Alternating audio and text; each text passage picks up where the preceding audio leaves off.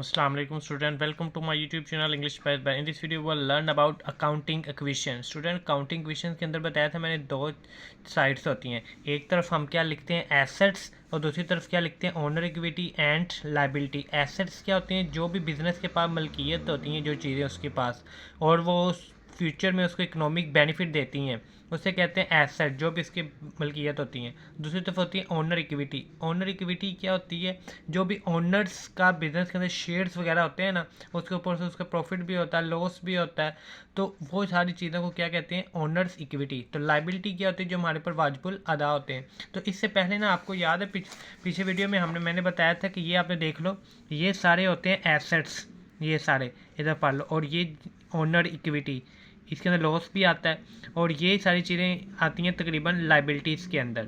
ठीक है, ये सारी आपने एक दफ़ा अच्छी तरह पढ़ लेनी है पहले, फिर ये क्वेश्चन स्टार्ट करना है.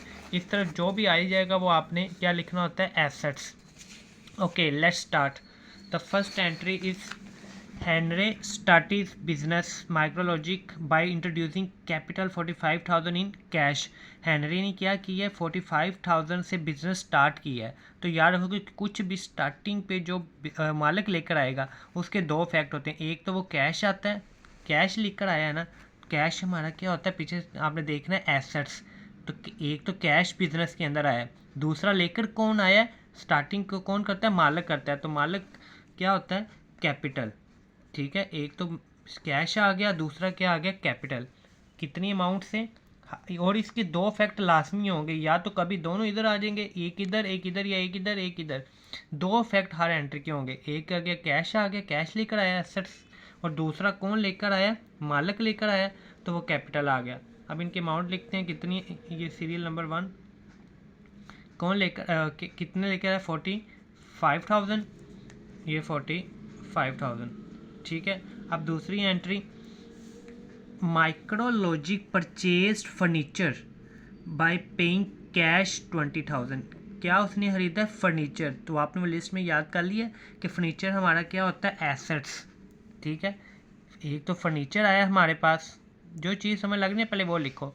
फर्नीचर हमारा एसेट्स है, वो बिजनेस के अंदर लेकर आया, तो एसेट्स वाली साइड पर आ गया. कितने का एसेट्स है, 20,000 का, इधर 20,000 आ गया.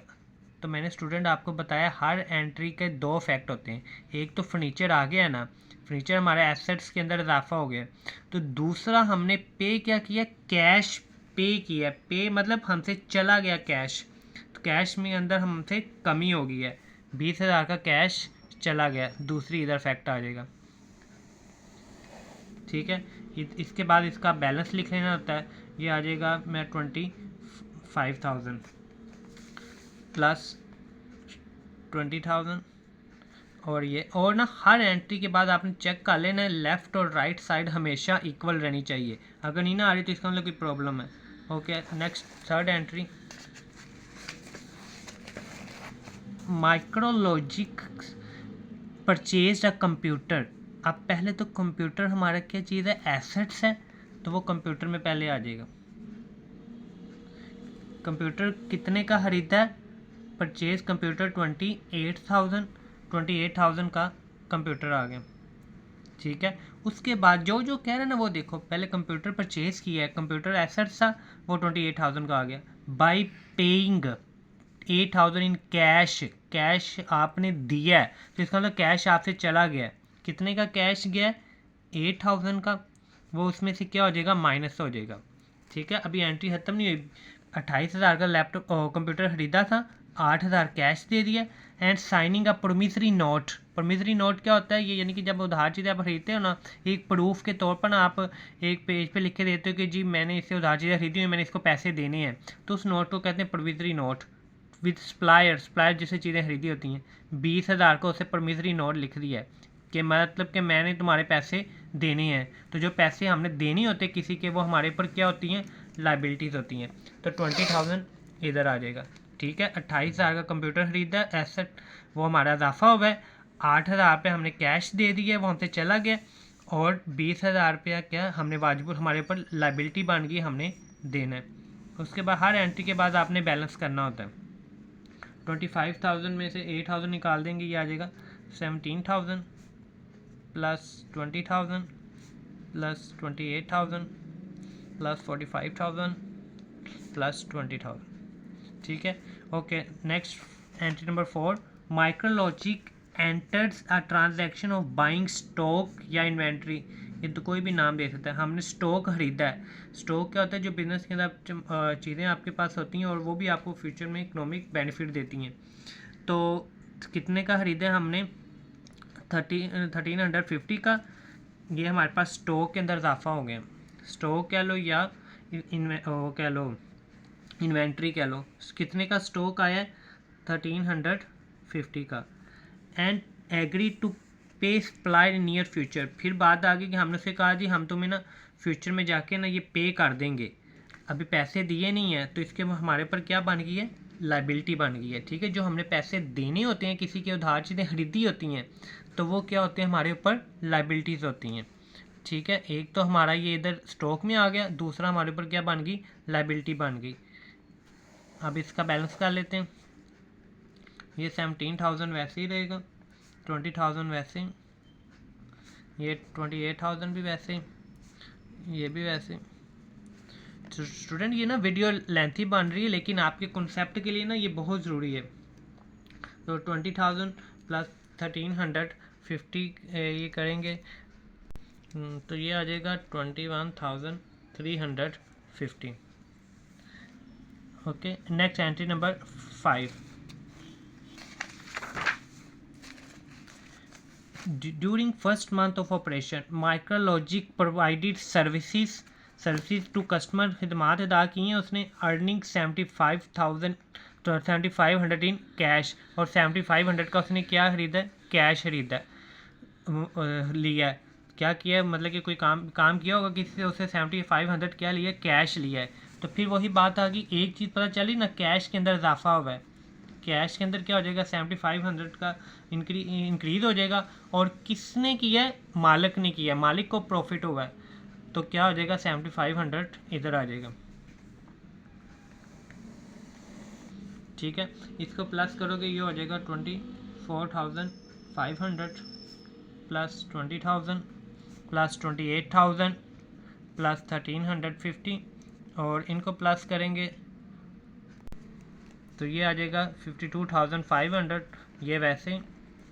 उसके बाद इसका एंट्री नंबर 6 ये हो गया बैलेंस। एंट्री नंबर 6 में वो क्या कह रहा है? Micrologic the expenses paid during the month were as follows. यानी कि ये सारे उसने खर्चे किए हैं।